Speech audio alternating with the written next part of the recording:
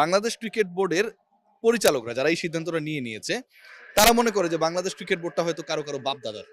যখন এই চিন্তাটা মাথার মধ্যে কাজ করে তখন তারা মনে করে যে যেহেতু আমার নিজের এটা পৈতৃক সম্পত্তি, I can take any decision, I can make any decision. BCB কি ভয় পাচ্ছে যে তাদের আসলে এই দুর্নীতি প্রকাশ পেয়ে যাচ্ছে? তারা দুর্নীতি গেলে ওটা প্রকাশ পাবে, সেটা আপনি যদি সাংবাদিকের ভিতরে আসতে নাও দেন সেটা প্রকাশ পাবে। বাংলাদেশ ক্রিকেট বোর্ডে ফুড পান্ডা থেকে শুরু করে সাধারণ দর্শনার্থী থেকে মাঠের ভিতরে চলে যাওয়া থেকে শুরু করে এভরিথিং ঘটে। বাংলাদেশ ক্রিকেট বোর্ডে দুইজন পরিচালক প্রেসিডেন্টের রুমে প্রেসিডেন্টের উপস্থিতিতে মারামারি করে। এর রিপোর্ট আপনি আমি করিনি, অন্য মিডিয়ায় এসেছে। মানে অ্যালার্জির মূল কারণটা হচ্ছে অনেকে মনে করে থাকে না যে অনেককে আপনি দেখবেন যে কোনো একটা দায়িত্ব পেলে মনে করে যে এটা সব। ধরেন একজন ড্রাইভারকে আপনি গাড়ির চাবি দিয়েছেন, সে মনে করে যে সে রাস্তার রাজা। টেসলা রিক্সাগুলো চলে না, ম্যাক্সিমাম রিক্সাওয়ালা কিন্তু রিক্সার মালিক না, ভাড়ায় নেয়। রাস্তায় যেভাবে চলে সেটার মালিক মনে করে। বাংলাদেশ ক্রিকেট বোর্ডের পরিচালকরা যারা এই সিদ্ধান্তটা নিয়েছে তারা মনে করে যে বাংলাদেশ ক্রিকেট বোর্ডটা হয়তো কারো বাপ দাদার। যখন এই চিন্তাটা মাথার মধ্যে কাজ করে তখন তারা মনে করে যে যেহেতু আমার নিজের এটা পৈতৃক সম্পত্তি, I can take any decision, I can make any decision.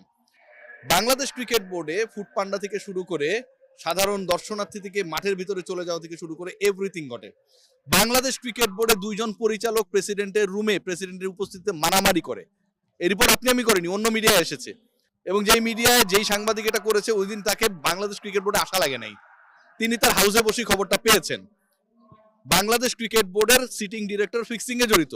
এই ঘটনাগুলো যেই জায়গায় ঘটে তার মানে এটা হচ্ছে নোংরা জায়গা, নোংরামি এখানটায় চলছে। নোংরামি ঢাকার জন্য অনেকে অনেক কিছু স্টেপ নেয়।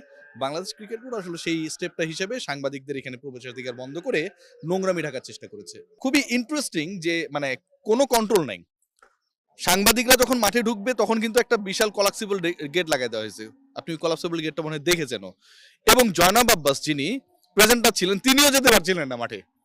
কিন্তু চতুর্দিক থেকে যতগুলো গেট আছে সব গেট দিয়ে কিন্তু সাধারণ মানুষ অসাধারণভাবে ঢুকে গেছে।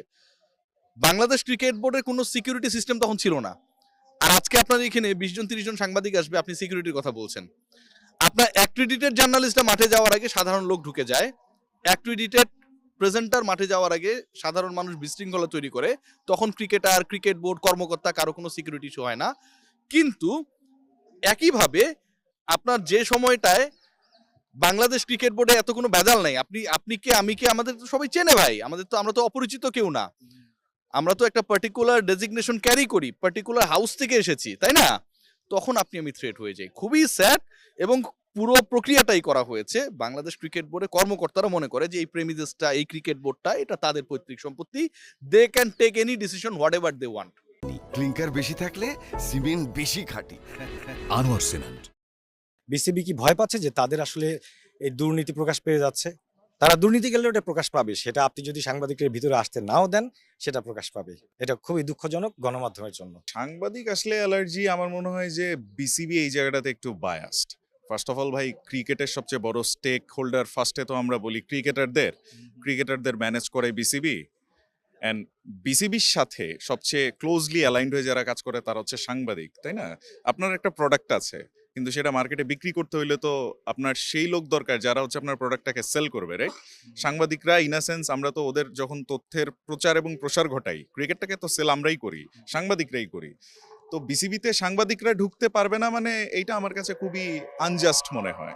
বাংলাদেশি ক্রিকেটের সঙ্গে সাংবাদিকদের যোগ কিন্তু একেবারেই আঁতুড় ঘরের সম্পর্ক আর কি। এই সম্পর্কটা যখন আপনি ছিন্ন করতে চান তখন বুঝতে হবে যে আপনার ভেতরে কোনো গলদ রয়েছে, যে কারণে আপনি সাংবাদিকদেরকে প্রতিপক্ষ ভাবেন। সাংবাদিকরা কখনো প্রতিপক্ষ না।